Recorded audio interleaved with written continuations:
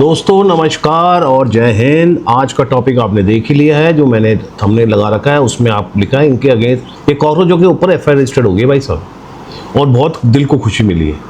अभिजीत दीपके की एफआईआर हुई है महाराष्ट्र के लटूर डिस्ट्रिक्ट में, और मजे की बात है उस पर मैं आपको सेक्शन की डिटेल नहीं बताऊंगा बीएनएस के, क्योंकि बहुत लंबा वीडियो बन जाएगा। सिर्फ गिन लेना धाराएं कितनी लगी है। बीएनएस सेक्शन 132, 329/3, 351/2, 356/2, 3/5 और आशुतोष रांका की राजस्थान में शिवदासपुरा जयपुर में इसकी भी एफआईआर रजिस्टर्ड हो गई है। बस ये उठाए जाएंगे बस यूं अब थोड़े दिन में।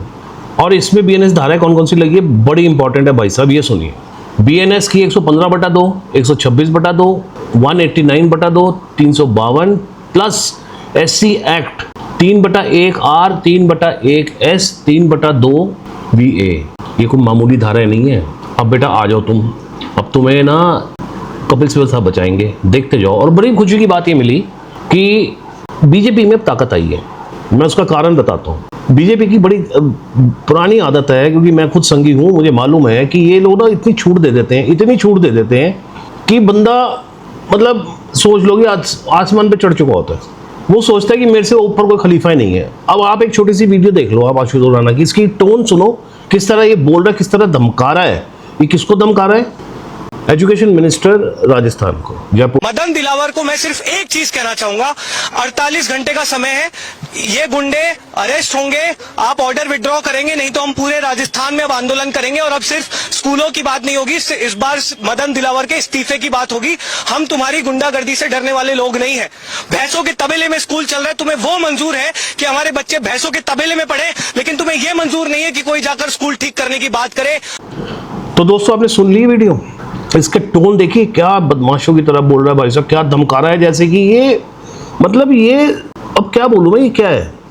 कह रहा जी मदन दिलावर का इस्तीफा चाहिए, अगर नहीं दिया तो हम पूरे राजस्थान में प्रोटेस्ट करेंगे, जगह जगह जाएंगे। बेटा जाके तो दिखा। अभी तो देखो गांव वालों ने बेल्टों से पीटा है, डंडों से मारा है, तेरी गाड़ियां तोड़ी है, 50-50 लाख की गाड़ियां तोड़ी है, भाग गए। अब वीडियो आप देख लीजिए, ये कैसे मतलब होते ना, जैसे कि एक मोहल्ले में पागल कुत्ता हो जाता है तो फाइनली डॉक्टर्स कहते हैं गोली मार दो भाई, इनका वो हाल हो गया है।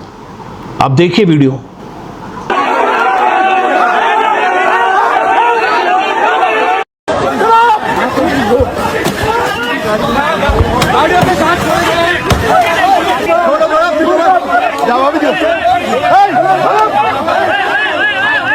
सो आप लोगों ने देख लिया। सो ये बात तो तय है कि मेरा मानना है कि अभी ये कॉकरोच पार्टी क्या खत्म होने वाला है। कारण ये है कि इधर से योगी साहब ने डायरेक्ट इंस्ट्रक्शंस दे दी है, और बकायदा दे दी है कि कोई भी व्यक्ति बिना परमिशन के किसी स्कूल में ना तो वीडियोग्राफी करेगा ना कुछ करेगा। आप सोच कर देखिए ये हरकतें क्या कर रहे हैं। जहाँ चले जाते हैं ये सोचते हैं कि लाट साहब है। अरे भैया मेरे, आप सोचिए इसकी कितना खतरनाक मामला ही बन रहा है। अगर ये जिन बच्चों के साथ अभी अभिजीत दीपके ने जो बच्चों के साथ बैठ के खाना खाया था, कितना तमाशा उड़ा है। पर तो बाद में पता लगा, इंटरव्यू दे दी, अरे वो तो बच्चे किसी और स्कूल के थे। नई प्लेटें लाके उन्हीं के कार्यकर्ताओं ने नई प्लेटें भी रख दी और खाना लाके भी दे दिया। वहाँ छोटे छोटे बच्चे जाते हैं, मिड डे मील मिलता है। अगर उस मिड डे मील के अंदर कोई जहर मिला दे, कुछ हो जाए, कोई हादसा हो जाए तो क्या करेंगे आप? और यही नहीं, कई स्कूलों में लड़कियां होती हैं, कोई छेड़छाड़ का मामला बन जाए तो क्या होगा? कोई पूछने वाला नहीं है। भले इतनी ताकत आ कहाँ से रही है इनको? तो ये बहुत सीरियस मैटर है, और मेरे को बड़ी खुशी मिली कि इन पे एफआईआर रजिस्टर्ड हो गई। और मैं आपको ये बता दूं, ये कोई खुद नहीं कर रहे, ये सब गुर्गे हैं केजरीवाल के आप पार्टी के। और मजे की बात सुनिए, अभी कल का इंसिडेंस बता रहा हूँ मैं आपको। बीसीआई के जो प्रेसिडेंट है मिश्रा जी, उनकी अभी स्टेटमेंट आई है। हुआ क्या था कि हैदराबाद का नालसर यूनिवर्सिटी में कुछ बच्चों का आपस में बीसीआई के साथ या कुछ प्रॉब्लम हो गई थी। प्रॉब्लम ये हुई थी कि हर साल जब सेरेमनी होती है, डिस्ट्रीब्यूशन ऑफ डिग्री की जाती है, chief justice of India Pant साहब को बुलाया गया। 450 स्टूडेंट ने उसका रिवोल्ट करा। ये चीज़ बहुत बुरी लगी पूरे बार काउंसिल को कि भैया अधिवक्ताओं के लॉयर्स एक्ट बना हुआ है, जिसके तहत आपको एक एटिकेट्स आने चाहिए। इस बात में उन्होंने आदेश निकाल दिया। तो बच्चे और चिल्लाए, तो उन्होंने सोचा चलो यार अभी नए नए भर्ती हुए, इनसे गलती हो गई। उन्होंने 10-15 मिनट में वो आदेश वापस ले लिया। लेकिन आप इन तिल चट्टों की सोच देखिए, 3 बंदर है ना जो घूम रहे हैं सीजेपी के, ये इनमें कोई खुद में दम नहीं है, इनके पीछे बहुत बड़ी फोर्स लगी हुई है। और कौन है वो फोर्स? वो फोर्स है अपोजिशन पार्टीज की, वामपंथियों की। उसका कारण बताता हूं मैं क्या है। आपको मैं कुछ चीजें गिनाता हूं, आपकी याददाश्त दोबारा तैयार कराता हूं। पिछले 14 साल में जब से बीजेपी सरकार आई है, 2016 में जेएनयू के अंदर आपको याद होगा कितना वो आज़ादी दो के झगड़े हुए थे, और आप पार्टी भी थी उसमें, कांग्रेस भी आ गई थी, लेफ्ट पार्टीज भी जुड़ गई थी, बहुत दंगे हुए थे। उसके बाद 2016 में कांग्रेस ने और दूसरी पार्टियों ने मिलकर डीमोनेटाइजेशन के ऊपर झगड़े करे थे, जुलूस निकाले थे। तब भी इनके हाथ में कुछ नहीं आया, मोदी सरकार नहीं हिली। उसके बाद 2020 में जो फार्मर्स का एमएसपी पे झगड़ा हुआ था, लाल किला तक चढ़ गए थे। और उसके बाद 2019 मत भूलिए, सीए एनआरसी का जो कांड हुआ था पूरी दिल्ली में, तहस नहस करके रख दिया था पूरे सिस्टम को इन लोगों ने। 2023 में एक और इम्पोर्टेंट बात थी, अडानी और हिंडनबर्ग की जो रिपोर्ट आई थी, और जिसके ऊपर कितना शोर मचा देगा, अडानी बेईमान है, अडानी ये है, जिसको अब जाके अमेरिका ने क्लियर चिट दी है।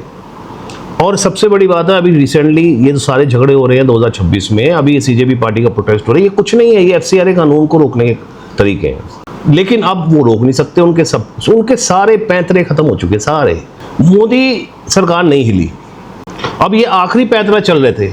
आप ये सोचकर देखिए कि कितनी बड़ी तैयारी कर रहे थे। ये सोच रहे थे कि हम सीजेपी वाले, अभी भी इनके दिमाग में हो सकता है, ये मेरा मानना है कि शायद ये अपनी पार्टी बना ले, क्योंकि सीजेपी वाले जो हरकतें कर रहे हैं, स्कूल के बच्चों को टारगेट किया जा रहा है, उन बच्चों को जो आगे 3 साल 4 साल बाद 18 साल के होंगे, तो उनका माइंड वॉश हो चुका होगा और वो इनका बहुत बड़ा स्ट्रॉन्ग वोट बैंक बन चुका होगा। तो इन्होंने अभी से उसकी बीज बोने शुरू कर दिए, और इसको रोकना बहुत ज़रूरी है। मैं तो हैरान हूँ कि बीजेपी इतनी ढीली क्यों है भाई। अभिजीत दीपके जिस दिन एयरपोर्ट पे उतरा था, अगर उसको उसी दिन उठा के ले जाते, उस पर क्वेश्चनिंग करते, रोका जाता, तो ये मामला इतना बढ़ता ही नहीं। अभी इनकी पिटाई हुई है राजस्थान में, बहुत अच्छा हुआ है, मैं तो कह रहा हूँ। ये इसी लायक है और यही हो रहा है। अभी आने वाले समय में देखिए, जहाँ जाएंगे इनके ये और पिटेंगे। अब आप गेम देखिए कि मजे की बात देखिए, अभिजीत दीपके महाराष्ट्र से बाहर नहीं निकलता, आशुतोष रंका ये राजस्थान का रहने वाला है, इसने राजस्थान को टारगेट किया। वो महाराष्ट्र में बैठ के SC के कार्ड खेल रहा है, पर उसको इतनी अकल नहीं है कि इस SC से कोई सरकारें नहीं चेंज होती। और हमारे जो तीसरा भाई है दास, वो घुंघराले बाल वाला नचनिया टाइप लगता है वो मुझे यार, पता नहीं, हो सकता हो। वो नाच भी रहा था, मैं भूल गया, वो बहुत बढ़िया नाच रहा था यार। जिस दिन हमारे धर्मेंद्र प्रधान जी का जब रेजिग्नेशन हुआ, उस बेचारे अच्छे आज इंसान का इनको शर्म आनी चाहिए, इन्होंने क्या करा है। He is a very learned person. उन्होंने जो कार्य किया है ना, उसमें मैं अलग से एक वीडियो बनाऊंगा और पूरी डिटेल में बनाऊंगा कि उन्होंने क्या क्या कंट्रीब्यूशन दिए इस देश के लिए। तो बड़ा मजा आया बस सुनकर कि इन पे FIR हुई है, और ये बिलीव करें, ये अब अरेस्ट होने वाले हैं। अब बीजेपी जाग चुकी है और ये मजाक नहीं है, ये बहुत ज़रूरी था इनको रोकने का तरीका। I hope you like my video. अच्छी लगे तो भाई साहब लाइक करें, शेयर करें, सब्सक्राइब करें। Thank you.